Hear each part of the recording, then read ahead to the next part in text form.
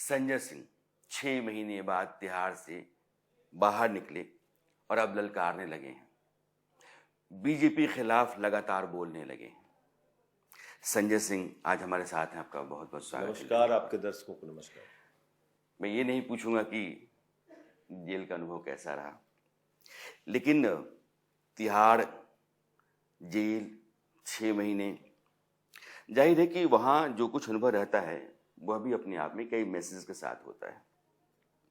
और मैंने सुना है कि संजय सिंह जिस वजन के साथ गए और जिस वजन के साथ निकले तो बड़ा हुआ था। तो कैसा रहा आपका 6 महीने? लगता है बहुत खुश रहे आप। जो इस वक्त हालात है देश के, उसमें यह फैसला करना आपको जरूरी है कि आपको इनसे लड़ना है या इनसे डरना है। जो तानाशाही इस वक्त देश के अंदर चल रही है, चुनी हुई सरकारों को गिराना, विधायकों को तोड़ना, मंत्रियों को तोड़ना, सिटिंग चीफ मिनिस्टर्स को गिरफ्तार करना, बेबुनियाद आरोप लगाना, झूठे प्रचार मीडिया में फैलाना, सोशल मीडिया पे आपको बदनाम करना, ये जो एक परिस्थिति देश के अंदर खड़ी की जा रही है, देश के लोकतंत्र और संविधान को कुचलने और खत्म करने की, तो इसके खिलाफ आपको लड़ना है या इनसे डर के घर पे बैठना है, ये आपको तय करना होगा। तो जेल में तो इन 6 महीनों में क्योंकि जाहिर सी बात है, हम लोग टारगेट ही इसीलिए किए गए कि हम बोल क्या हो रहा है, ये जानकारी कैसे मिलती होगी आपको? टीवी चलते ही थे वहां पे।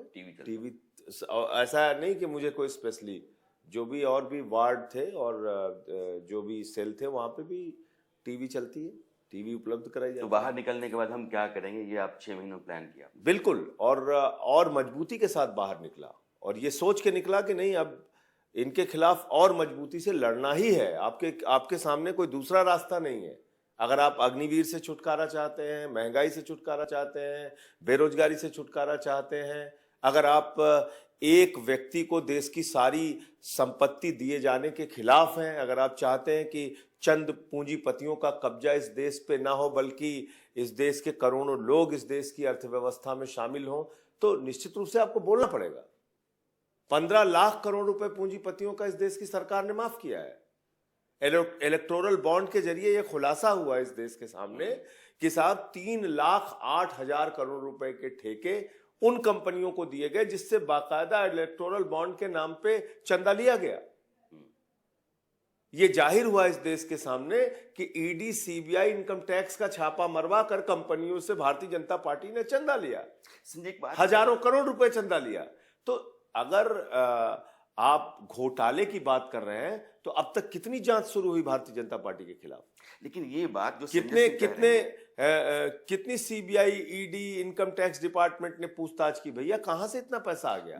दिल्ली में शराब घोटाला दरअसल तो भारतीय जनता पार्टी ने किया है।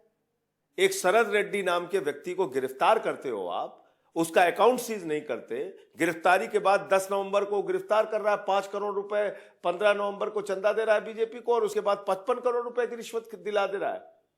तो ये क्या है?